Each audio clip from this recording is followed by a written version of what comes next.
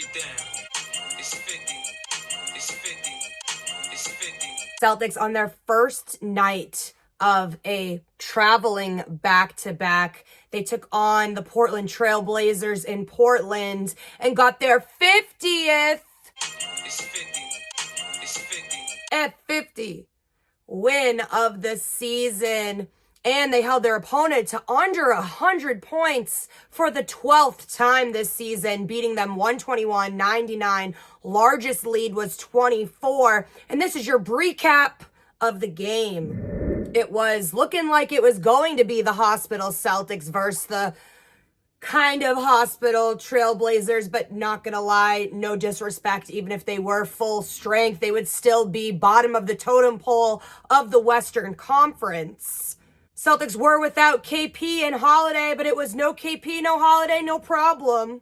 Pacific P showing off for the hometown. Peyton Pritchard, hometown boy, got the start, his first start of the season, along with Al Horford to replace KP and Holiday. Al Horford starting things off hot in the first quarter, looking really good. He was 3 for 3 from 3, 9 points. Ended the night with 11, knowing that he will be sitting tomorrow, aka today, a little bit later in Utah. Jaylen Brown was the leading scorer tonight with 27. He had 17 at half. Tatum sporting the Taco Jays. Missed opportunity though, because it was technically a Monday, even though it carried over to Tuesday morning. I wish he wore them today, which is really Taco Tuesday. He ended the night with 26. And Tatum having another record made tonight. It was his 500th career game at only 19. And his record is now 330 wins and 170 losses. He has a 65% win percentage in his 7 years as a Celtic. And Sammy, soon to be a daddy, automatic from the 3, Hauser, ended the night with 22 off the bench, combining with Tatum and Brown for 75 points. Derek D-Daddy, Block Daddy, Bald Daddy is already a daddy. White ended the night with 11, and Peyton Pritchard ended the night with 11 as well. And thank God it was not the Delano Banton revenge game. Yes, we had a couple other former Celtics, but they were sidelined, and Malcolm Brogdon and Time Lord Rob Williams III. But thank God we did not have a revenge game on our hands. We held Banton to only 8 points tonight. However, DeAndre Ayton had 22 and 15, their leading scorer for the night. Anthony Simons had 17. Grant, who has been injured and been sidelined, but came back tonight for this game, he had 14. And Scoot Henderson, the overall third pick of the draft, had 13 points.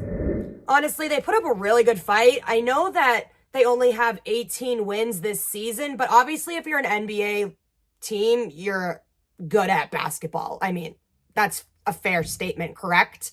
They were bringing it to the Celtics, full court pressing them, just battling them, put up a real fight. And that's going to be difficult for the Celtics because they are on a traveling back-to-back.